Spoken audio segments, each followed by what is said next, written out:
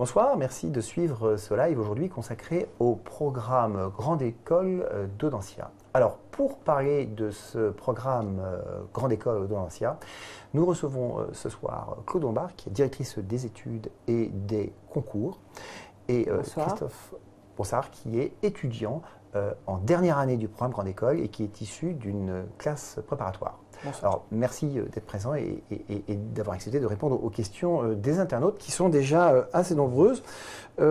Questions qui touchent aussi bien d'ailleurs des élèves a priori de classe préparatoire que d'AST, hein, donc on aura l'occasion d'en reparler évidemment.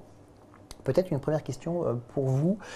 Audencia a mis en place, a présenté il y a quelque temps un programme qui semble assez ambitieux, qui est de nom Audencia 2020. Exactement. Si vous pouviez résumer en quelques mots ce programme. Alors en fait, il s'agit du plan stratégique d'Audencia. Tous les 5 ans, Audencia définit ses axes stratégiques et au travers de cette définition d'axes stratégiques, définit son développement. Donc Audencia 2020, c'est notre objectif en 2020. C'est une école où les mots-clés seront innovation, responsabilité et développement, avec l'objectif de pouvoir, au travers ce plan, développer notre innovation pédagogique, axer le recrutement des enseignants et développer le recrutement des enseignants internationaux, développer aussi la présence d'Audencia à un niveau plus global, plus international. Donc ce sont tous ces axes qui ont été définis par ce plan. Christophe, quand on est étudiant ou élève en classe préparatoire, voire quand on est étudiant en cours de scolarité, c'est des plans qu'on dissèque, qu'on regarde, qu'on écoute, qu'on analyse, on y prête attention? Ou alors ça vous passe un peu, quand on est élève en classe préparatoire, ça vous passe un peu au-dessus? Je dirais pas que ça nous passe au-dessus de la tête, dans le sens où on va éplucher toutes les écoles et on a tendance à regarder l'actualité des derniers mois de toutes les écoles pour lesquelles on va postuler. En l'occurrence, les plans stratégiques à 5 ans, ça fait partie de l'actualité brûlante des écoles. Donc oui, on va quand même avoir tendance à regarder, même si on a peu de recul sur ces plans-là, en tant qu'étudiant de classe préparatoire. Et donc vous êtes étudiant en 3e année, donc dernière année du programme Grande École. Donc quand Audencia annonce son programme 2020, c'est quoi? Vous êtes fiers? Bah oui, on est fiers, on est optimistes, on espère que c'est un plan qui va porter ses fruits et qu'on gardera notre place en haut des classements des écoles de commerce. Alors, je pense que les classements, on aura l'occasion d'en reparler par la suite. Juste pour pouvoir alimenter en fait le sujet, ce plan, il a été élaboré à la fois, bien sûr, par la direction générale de l'école, mais il a été élaboré avec toutes les parties prenantes de l'école. C'est-à-dire que les étudiants y ont participé, les diplômés y ont participé, les entreprises ont participé, les professeurs, l'ensemble du personnel. Donc, c'est la synthèse en fait d'un ensemble d'avis liés aux différentes parties prenantes de l'institution. Alors, on va prendre la première question de Marion. Alors, Marion est en terminale. Oui. Et Marion, elle vous dit, j'ai une question, peut-on faire le programme Grande École d'Audencia si on fait d'abord un bachelor? Alors oui, on peut, puisque le bachelor permet, avec le diplôme Bac+3 qui va être délivré à l'issue de ce programme, de pouvoir candidater par le biais du concours d'admission sur titre et d'entrer donc dans le programme Grande École directement en 2e année dans le cycle master. Alors, pas besoin de faire un bachelor dispensé par Audencia, c'est un bachelor qui peut être fait ailleurs. C'est un bachelor qui peut être fait ailleurs. Il y aura une étape concours par contre qui permettra de pouvoir intégrer ou non, selon la réussite au concours, le cycle master du programme Grande École. 2 questions sur l'hybridation des compétences avec Centrale et l'ENSA. On vous demande concrètement, l'hybridation, c'est quoi? Et Emma vous dit, mais quel bilan tirez-vous de votre alliance avec ces 2 écoles? Alors, l'hybridation, c'est la volonté de pouvoir apporter aux étudiants une ouverture et des compétences qui ne sont pas que celles du domaine du management, mais d'associer en fait aux compétences managériales des compétences techniques, en l'occurrence avec Centrale, ou architecturales avec l'ENSA. Et ça se traduit très concrètement pour des étudiants qui rejoignent le programme Grande École en première année par la possibilité de choisir de préparer un double diplôme et d'avoir l'opportunité d'avoir à l'issue de leur cursus à la fois le titre d'ingénieur de Centrale et le grade master d'Audencia, donc d'être officiellement ingénieur et manager, et de pouvoir de la même manière avec l'école d'architecture de Nantes disposer du double diplôme architecte et manager. À un moment, Christophe, ce que ça vous a apporté concrètement? Alors, l'alliance avec Centrale et l'ENSA, c'est un programme qu'on choisit en première année. Donc, moi, en tant qu'étudiant, je n'avais pas choisi ce programme en première année. Donc, j'en ai pas énormément vu les fruits sur le plan scolaire. Par contre, on a eu beaucoup de rapprochements avec les étudiants de Centrale, notamment sur le plan associatif. Je sais qu'il y a pas mal d'associations qui ont travaillé en collaboration avec les associations de Centrale, notamment, pour organiser différents événements. Et on essaye petit à petit de mélanger les élèves des deux écoles, et ce qui nous apporte finalement une plus grande richesse au niveau contenu associatif à l'école. Théo vous demande si la double compétence management de droit est toujours en vogue. Oui, tout à fait. Il y a des opportunités professionnelles pour des étudiants qui présentent effectivement à la fois une compétence dans le domaine des affaires, en particulier dans le domaine de la finance, associée au droit, et qui permettent à un certain nombre d'étudiants de pouvoir être en capacité d'être avocat d'affaires en ayant préparé un Master 1 de droit, réussi le concours du barreau et une compétence en finance au travers les formations d'Audencia. Question de Sophie pour Christophe. On vous demande mais pourquoi tu choisis Audencia? Est-ce que tu as hésité avec d'autres écoles? Alors, oui, j'ai hésité avec plusieurs écoles. J'ai choisi Audencia en arrivant aux oraux. J'avais pas d'opinion précise sur les écoles. Et je suis arrivé aux oraux où l'ambiance m'a énormément plu. Les entretiens se sont très bien passés. J'ai eu un très bon contact avec ceux qui m'ont fait passer les oraux à Audencia. Et j'avais énormément de retours positifs. J'ai beaucoup contacté les anciens, les élèves actuels et les anciens d'Audencia, qui m'avaient fait énormément de retours positifs sur l'école. Contacté par des réseaux sociaux Oui, les réseaux sociaux, les connaissances, amis d'amis, connaissances, tous ceux de mon cercle d'amis, etc. Et question complémentaire, on vous demande si finalement les critères pour lesquels vous aviez choisi l'école, est-ce que ça s'est confirmé pendant votre scolarité? Oui, bien sûr. Donc l'atmosphère qui régnait pendant les admissibles, elle s'est confirmée. Ensuite, il y avait la reconnaissance auprès des entreprises. C'est quelque chose qu'on cherche forcément quand on arrive en école de commerce. Et on a 3 stages, il faut savoir, pendant notre cursus à Audencia. Et on s'en rend rapidement compte quand même en faisant nos recherches de stage, c'est qu'on a une offre qui est énorme. On a énormément d'opportunités et on a eu pas mal de choix, disons, pour nos stages. Codomar, on vous demande combien d'étudiants sont double diplômés chez vous? Faut-il poser une candidature? Et une question de Sacha qui vous dit, pour rebondir sur cette question, je cherche à savoir ce qui distingue votre double diplôme en management de droit de celui du management public. Ce n'est pas le même environnement. Alors, pour ce qui est des élèves qui sont dans double diplôme, il y a à peu près 30 et 20, à peu près 50 étudiants sur la promotion de première année qui sont dans cette perspective de double diplôme, en tout cas entre ingénieur et architecte.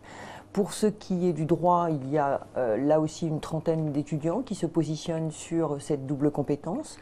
Le domaine du management public, c'est autre chose, c'est un parcours que l'on a construit avec l'IEP de Lille.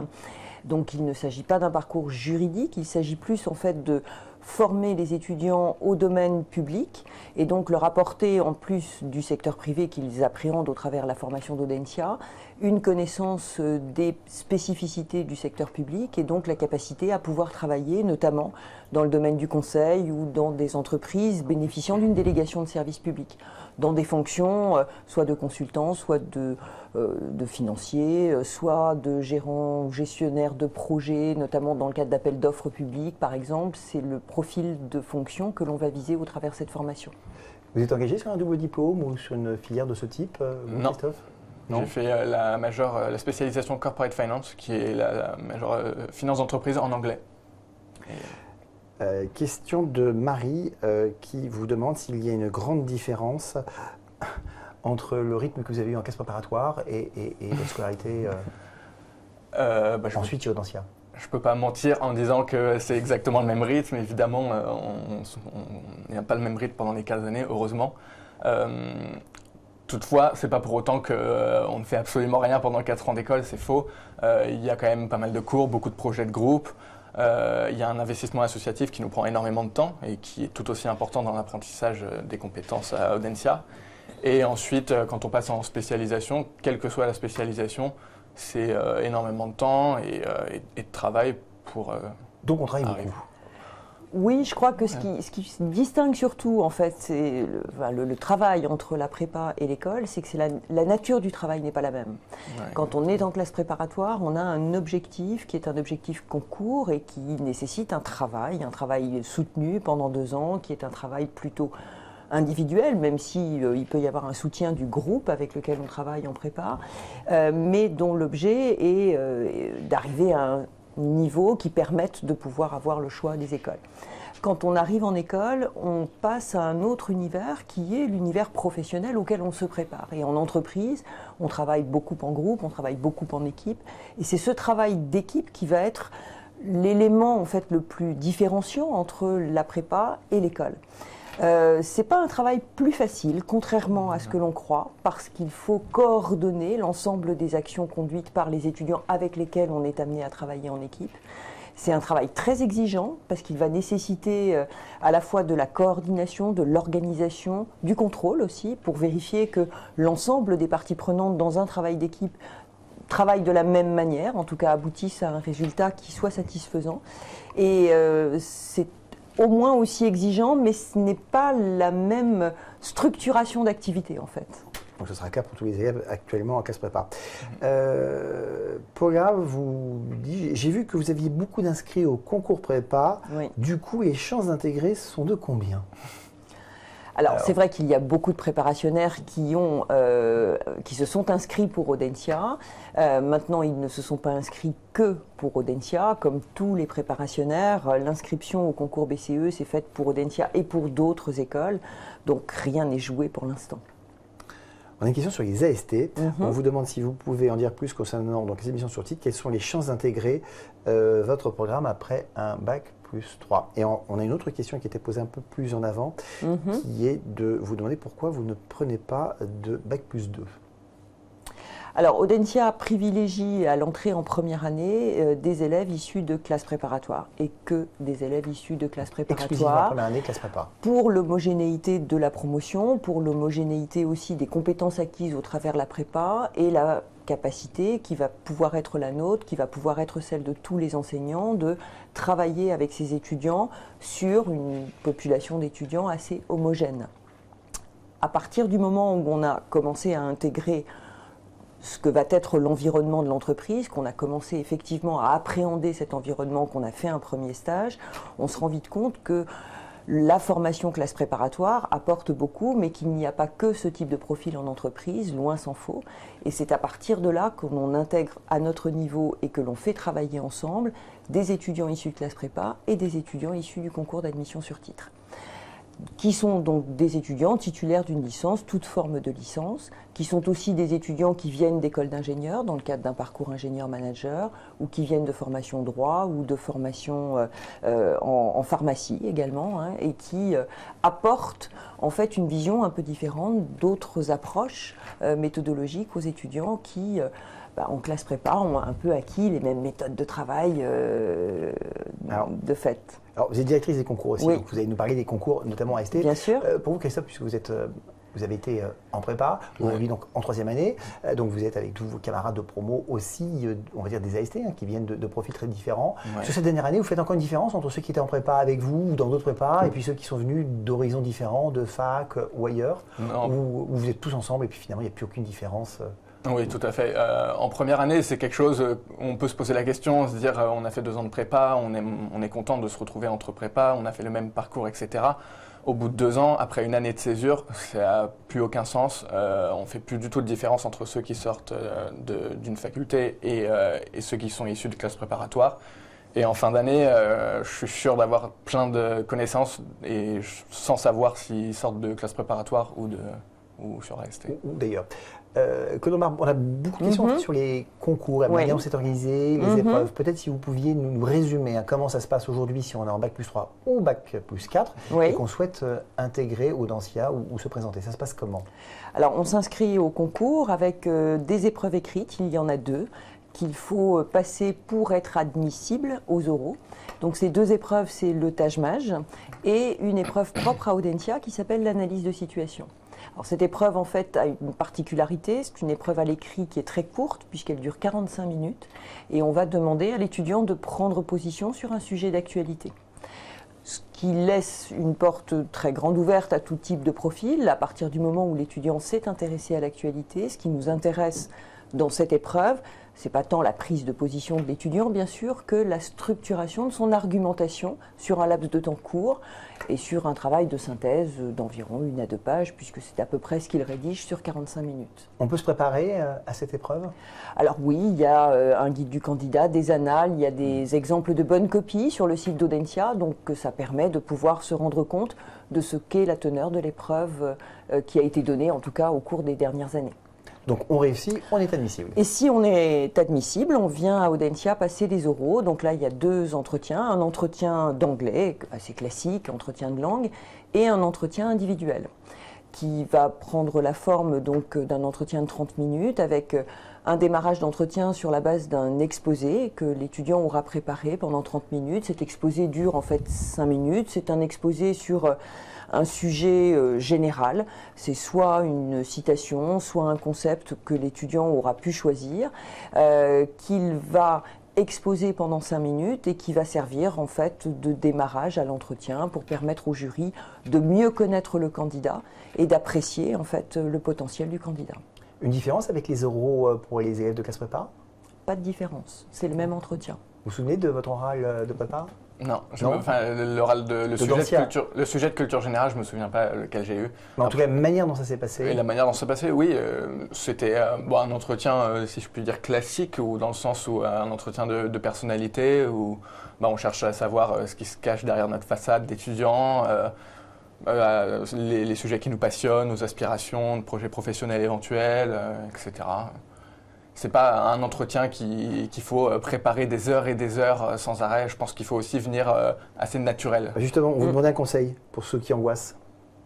Justement, C'est naturel. Oui, venez, soyez vous-même. Ne cherchez pas à vous inventer une personnalité. Il n'y a rien de plus destructeur à un entretien d'embauche.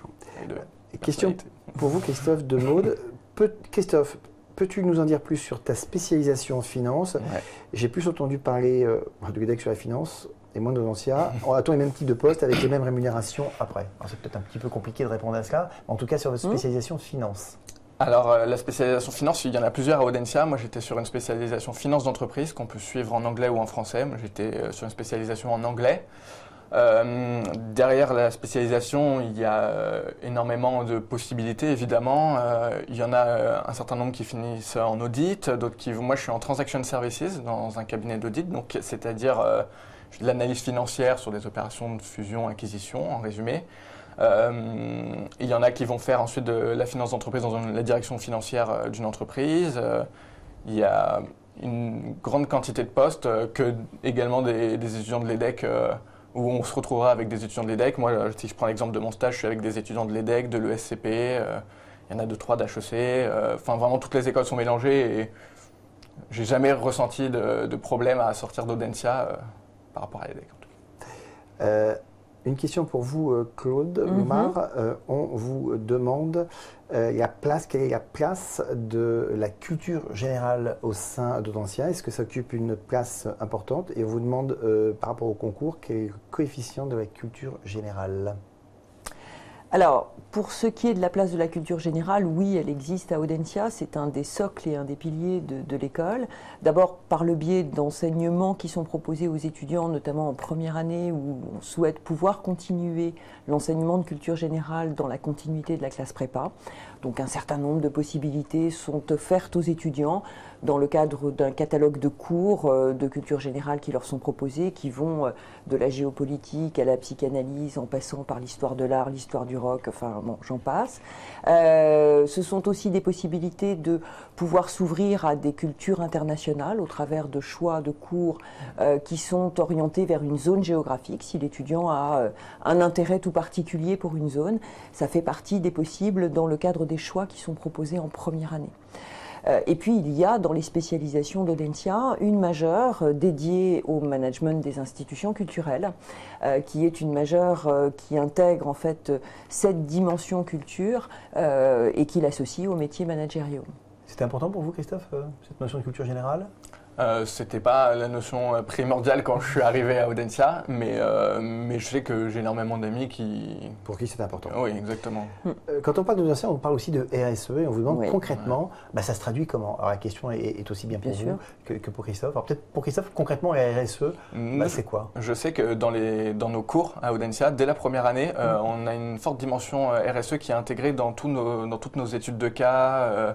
Les profs, ils font souvent référence, ils essayent toujours d'intégrer, quelle que soit la matière, que ce soit finance, marketing, consulting, essayent d'intégrer une dimension RSE dans leurs enseignements au quotidien, dans les cours. Voilà, comment moi je le ressens. Ça vous apporte quoi? Ça nous apporte une approche différente des matières que l'on fait au quotidien. Par exemple, si je prends l'exemple de la finance, la première seconde, c'est pas l'aspect RSE qui me vient en tête. Et justement, ça apporte une autre dimension, un autre point de vue sur la matière qui est important et qui, je pense, fait aussi la différence une fois sur le marché du travail à la sortie de l'école. Je pense que c'est une clé de l'environnement dans lequel évoluent aujourd'hui les entreprises et il est important que les étudiants y soient sensibilisés. Je pense qu'on est dans un environnement où cette dimension responsabilité sociétale est quand même tout à fait essentielle. Il me semble difficile de passer à côté aujourd'hui et c'est la raison pour laquelle elle est vraiment intégrée en fait aux enseignements d'Audencia. Et puis Audencia a aussi, je dirais, structuré la vie de l'école en tenant compte de cette dimension. On est quand même partenaire du WWF, on est labellisé Lucie. Enfin, il y a beaucoup de choses qui sont faites à l'intérieur de l'école au quotidien des associations dédiées d'ailleurs. Pour pouvoir effectivement prendre en considération cette dimension. Alors, vous avez parlé d'associations, c'est pas forcément lié qu'à RSE. Question de Denis, quelle place accordez-vous aux associations au sein du programme Grande École? Elles ont toute leur place parce qu'elles me semblent être le meilleur exemple de l'application directe, en tout cas pour un étudiant, de tous les enseignements qu'il reçoit au sein de l'école. Et la place accordée aux associations, c'est la possibilité pour un étudiant, dès la première année, de prendre la main sur la vie associative, puisqu'une des particularités d'Audencia, c'est de permettre aux étudiants de reprendre les rênes des associations dès la première année. Vous avez investi, Christophe, sur des associations? Oui, j'ai été dès la première année président du bureau des élèves à Audencia, donc je me suis rapidement investi, comme dit Madame Lombard, dès la première année on reprend les rênes des associations et je ne peux qu'encourager les élèves à le faire par la suite puisque c'est au-delà de l'aspect associatif, etc., c'est quelque chose qui nous apporte énormément de maturité et qui plus est qui est reconnu sur le marché du travail, c'est quelque chose qui nous apporte un réel plus par rapport aux autres élèves. Question d'Adeline pour vous, Christophe. Quel cours as-tu préféré dans toute ta scolarité? Oula, très bonne question. Quel cours j'ai préféré?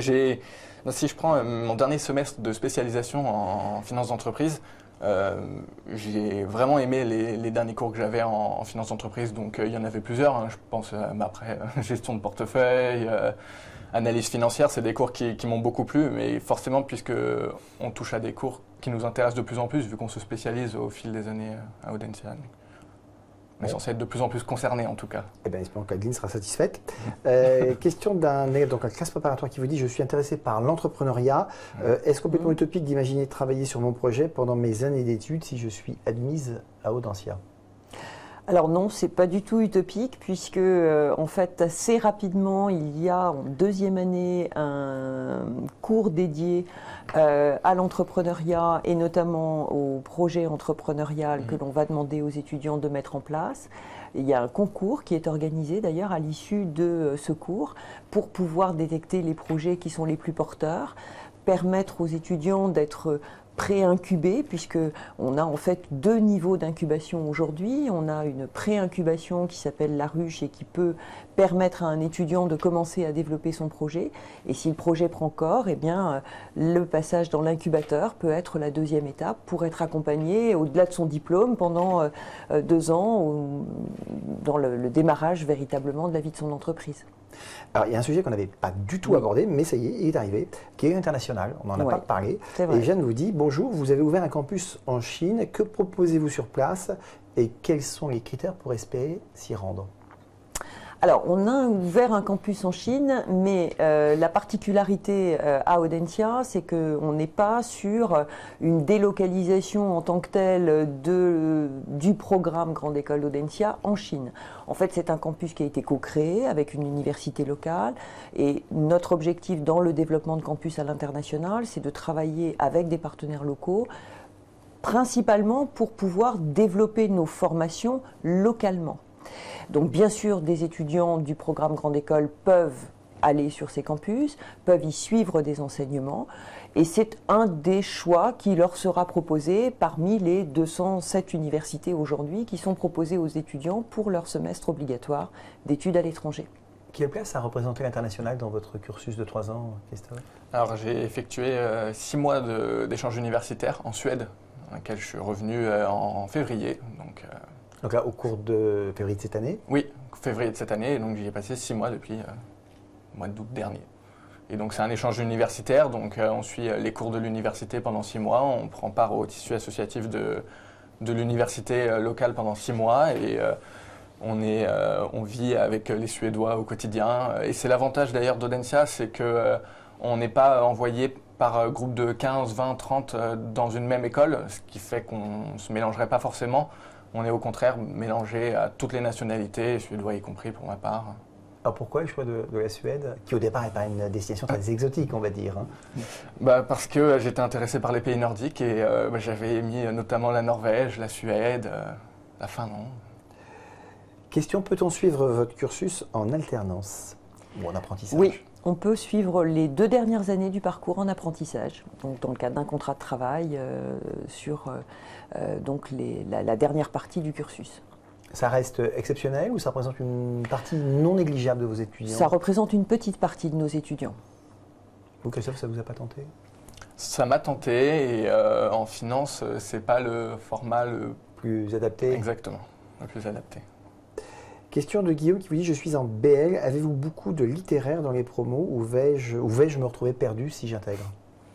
Alors, en étant issu de BL, il ne sera pas du tout perdu. S'il peut y avoir une petite crainte, je la comprendrai pour un étudiant issu d'une filière AL, où là, effectivement, on est vraiment dans une filière pure littéraire. BL est quand même une filière littéraire, mais qui intègre une dimension mathématique forte, donc les BL sont parfaitement intégrés au niveau de la première année Audencia. Et la proportion de littéraires que nous accueillons constitue à peu près 10%, 10 à 15% de la promotion de première année. Et si je peux rajouter quelque chose, pour revenir avec la différenciation que vous faisiez avec les AST, de la même manière, on ne fait pas une différence entre des économiques, des scientifiques et des littéraires en première année. Amir vous demande si vous proposez toujours une année pour réaliser un projet personnel, et est-ce différent de l'année de césure? Alors oui, on propose toujours une année de projet individuel qui se situe entre la première et la deuxième année. C'est une année d'interruption d'études pour permettre à l'étudiant de mener un projet qui lui tient à cœur. Donc ça peut être un projet musical, ça peut être un projet humanitaire, ça peut être un projet, je dirais d'études aussi, sur un terrain qui n'a rien à voir avec celui du management, mais qui permettra en tout cas à l'étudiant d'aller au bout d'une passion, d'un sujet qui l'intéresse. Et l'année de césure, c'est différent, c'est une année où on va exiger des étudiants qu'ils aient une expérience professionnelle en entreprise. Donc là, véritablement, c'est une année consacrée au stage. Et c'est un projet que vous devez valider, c'est un projet que vous suivez? Alors, c'est un projet que nous demandons à l'étudiant de nous présenter de façon à ce que l'on puisse le valider, que l'on sache un peu ce que l'étudiant a prévu de faire, qu'on puisse l'alerter aussi parfois sur des souhaits qui ne sont pas très réalistes sur un plan soit financier, soit international. Enfin, il y a tout un ensemble de projets qui parfois doivent avoir quelques limites, mais en tout état de cause, on valide ce projet. Une fois que l'étudiant part dans son année de projet individuel, on ne le suit pas directement, mais on reste en contact, on va dire, plus. Christophe, vous avez saisi cette opportunité, soit d'année de césure, soit de projet personnel? L'année de césure, oui, effectivement. J'ai fait 2 stages en entreprise, 2 fois 6 mois. Je me suis directement spécialisé en finance d'entreprise. Et j'ai fait un premier chez Louis Vuitton en contrôle financier et un deuxième en fusion-acquisition dans une filiale du Crédit Agricole. Et ça, c'est vraiment quelque chose que vous recommandez à tous ceux qui intègrent une école, que ce soit Audencia ou peut-être une structure, l'anesthésure, c'est vraiment important? Oui, évidemment. Aujourd'hui, c'est quelque chose qui est primordial quand on sort d'une école de commerce. Ça nous fait 2 expériences de 6 mois en plus, à l'heure où toutes les entreprises demandent d'avoir de l'expérience quand on postule en tant que junior. C'est essentiel et surtout pour nous-mêmes, ça permet de nous guider petit à petit, de savoir ce qu'on aime vraiment et éventuellement de rebrousser chemin si on sent qu'on va dans le mauvais sens.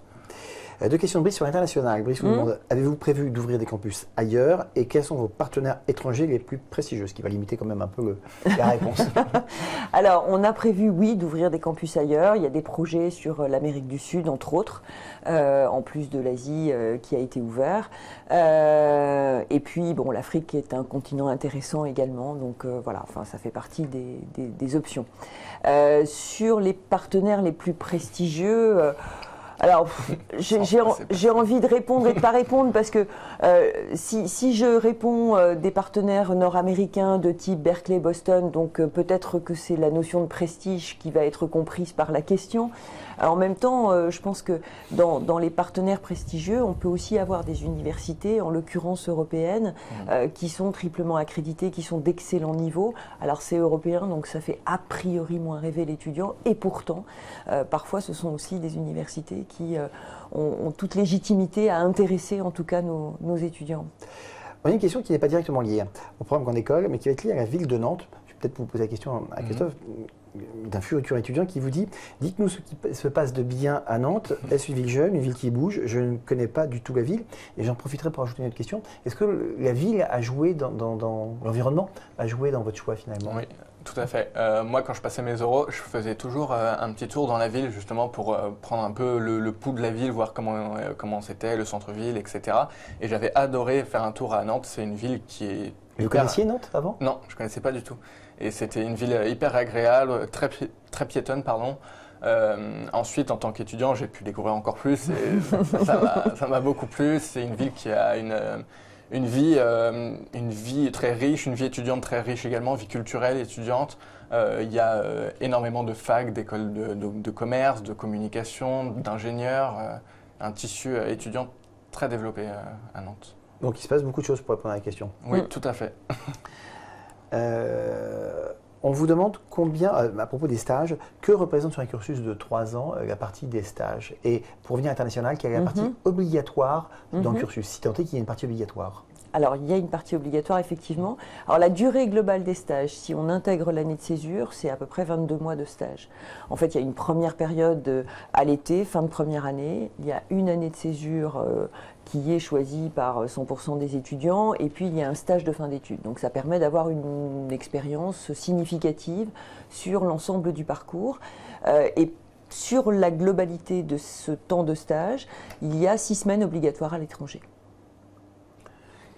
Yann vous dit, j'ai entendu parler du Dreaming Audencia. C'est quoi exactement? Alors, le Dreaming Audencia. Alors, Dreaming Audencia, en fait, c'est une opération que l'on a montée avec vous, Christophe, il y a 3 ans. Exactement. 3 ans. Avec vous, personnellement, Christophe?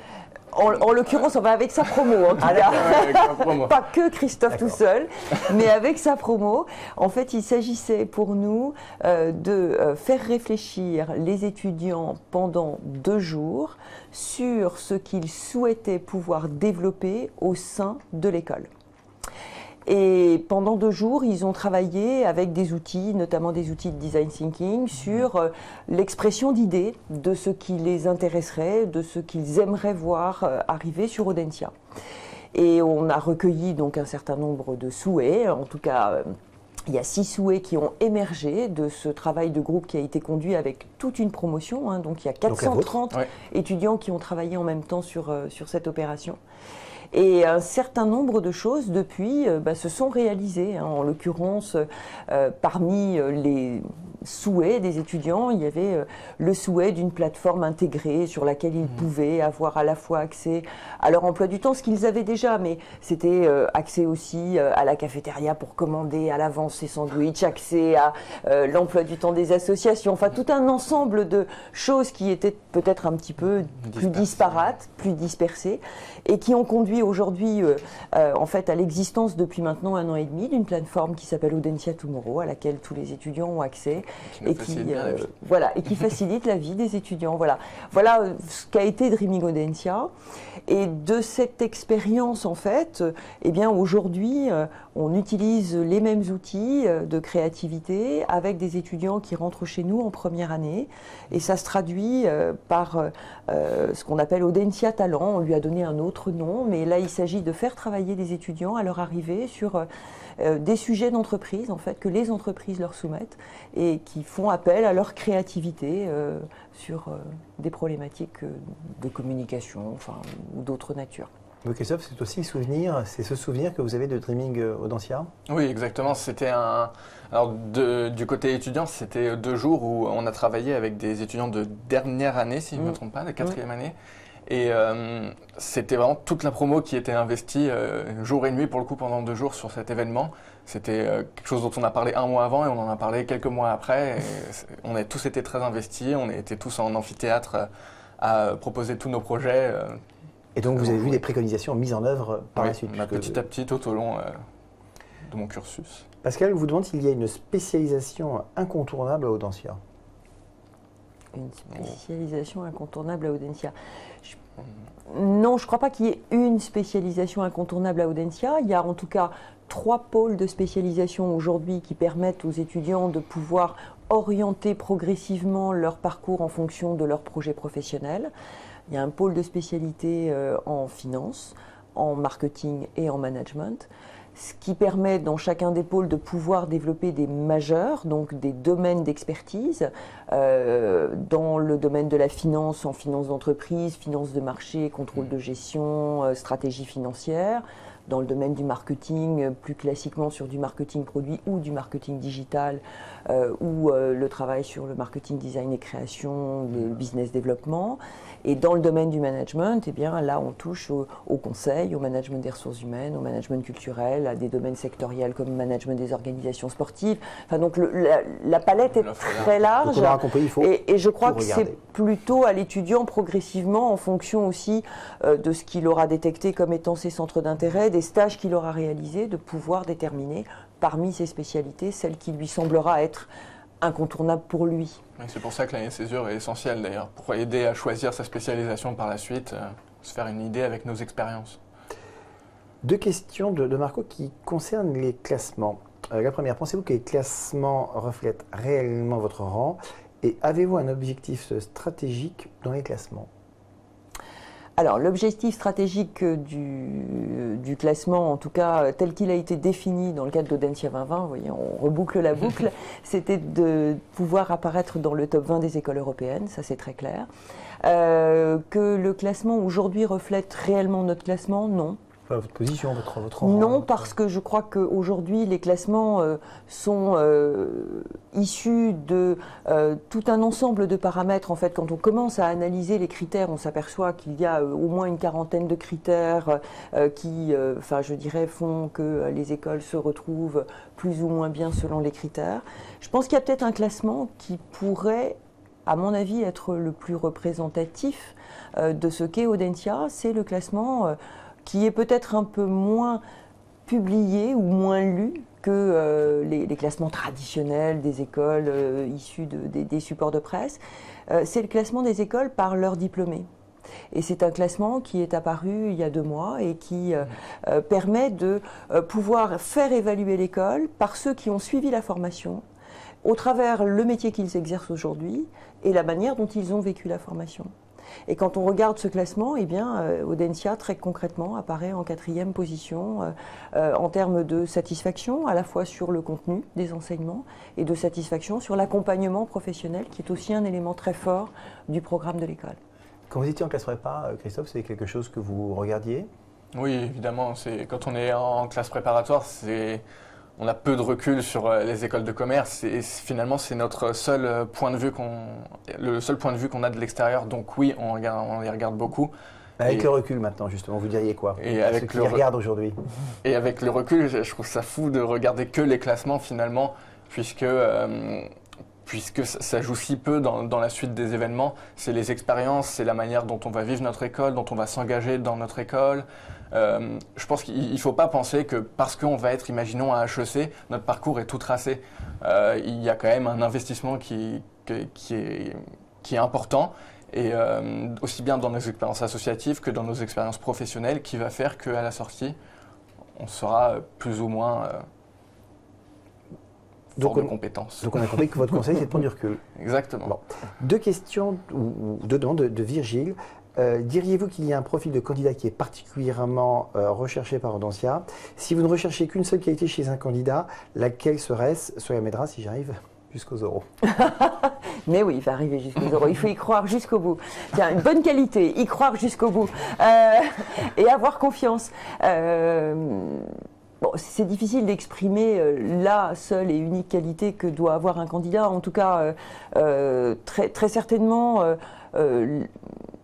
sa sincérité, sa motivation, son envie d'avancer sont des éléments qui sont importants pour nous. Vous posiez beaucoup de questions avant de passer les concours et les oraux sur ce que vous deviez dire, la manière dont vous deviez vous présenter? Oui, évidemment, quand on passe les entretiens de personnalité, on a tendance à énormément se poser de questions, se dire est-ce que je vais parler de ça, de quelle manière j'en parle, etc. On angoisse forcément, c'est des oraux qui vont déterminer 4 années de notre vie, donc évidemment qu'on se pose des questions, mais on ne peut pas le reprocher aux étudiants de classe préparatoire. Je pense que c'est normal, il faut juste avoir relativisé. Alors tout à l'heure vous disiez rester naturel. Ouais. Est-ce qu'il y a d'autres conseils? Est-ce qu'il faut se préparer? Certains prennent des coachs quasiment pour se préparer. C'est un conseil que vous pouvez donner? Ou il faut vraiment rester naturel et... Non, je crois qu'il faut rester naturel. Je pense que ce qui est important, c'est d'avoir un petit peu réfléchi à tout ce que l'on a pu faire à titre personnel, dans le cadre d'activités extrascolaires, dans le cadre d'expériences diverses, qui peuvent être utiles à une argumentation pour démontrer qui on est. Je crois que c'est ça qui est le plus important. À Audencia, c'est vrai qu'on ne va pas exiger de l'étudiant qu'il ait un projet professionnel. Je sais que bon, ça peut parfois être le cas dans d'autres types d'entretiens. Donc il n'y a pas de préparation, enfin je n'ai pas besoin d'avoir une récitation sur un projet qui en fait ne correspond pas à grand chose.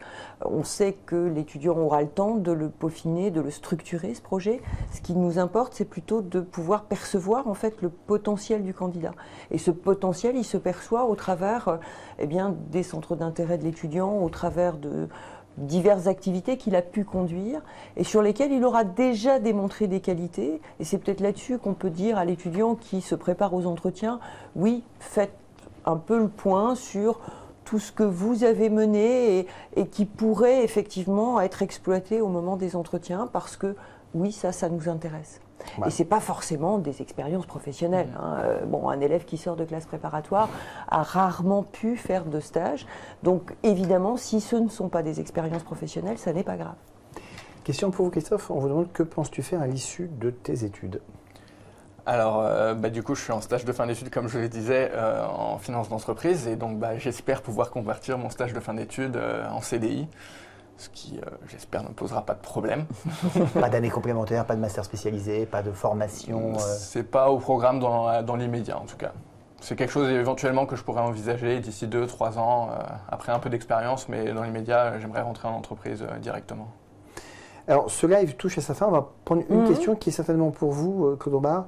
Mia vous demande, pouvez-vous nous donner 3 points très différenciants de l'école? Parce que c'est vrai que c'est une question qui se pose pour un certain nombre de grandes écoles de management, de marketing, qui parfois semblent proposer des programmes assez proches. Voilà, quels sont les grands points différenciants?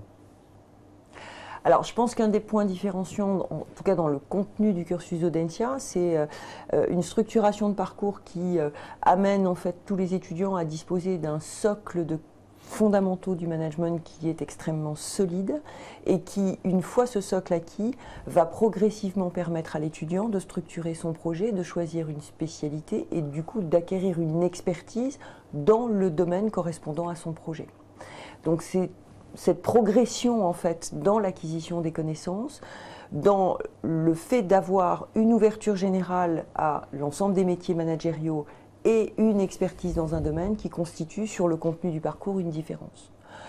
L'autre élément de différence, c'est certainement une ambiance, alors bon, que j'invite évidemment tous les candidats à venir ressentir au moment des oraux, mais c'est une réalité au sein d'Audencia et je crois que ça fait partie, en tout cas, des éléments différenciants de l'école. Et puis le troisième point qui nous différencie, c'est certainement l'ouverture, à la fois dans le fait de pouvoir permettre aux étudiants, pendant leur parcours, d'être au contact permanent d'étudiants internationaux, d'étudiants aux profils très variés, et puis l'ouverture au travers le semestre d'études à l'international obligatoire, le stage à l'étranger obligatoire, qui sont des éléments forts du parcours d'Audencia. Alors, je vais quand même poser une dernière question parce qu'elle avait été posée et vous en avez parlé. On vous demande s'il y a beaucoup d'étudiants étrangers sur le campus. Oui, aujourd'hui, il y a à peu près 25 à 30% selon les semestres d'étudiants internationaux qui sont présents sur le campus et qui représentent plus de 50 nationalités différentes. C'est une réalité quotidienne pour vous, Christophe? Oui. Vous les fréquentez, vous fréquentez vraiment régulièrement entre vous, vous avez des amis de toutes les nationalités? Et j'allais dire justement, on en a dans nos classes en spécialisation notamment. Moi, je pense à ma classe de spécialisation en finance d'entreprise. Je pense que la moitié de la classe facilement était issue de l'étranger. Donc c'est quelque chose que je côtoyais au quotidien pendant 6 mois. Nos cours étaient en anglais et on vivait au quotidien avec les étrangers pour le coup. Ça a dû beaucoup vous changer de votre prépa. C'était pas la même chose, mais ça nous fait prendre de la maturité et c'est toujours bon juste avant de partir en semestre à l'étranger. C'est sur ces mots donc que nous conclurons ce live. Conan Bar, merci d'avoir répondu aux questions des internautes. Merci d'avoir suivi ce live et à bientôt pour d'autres rendez-vous.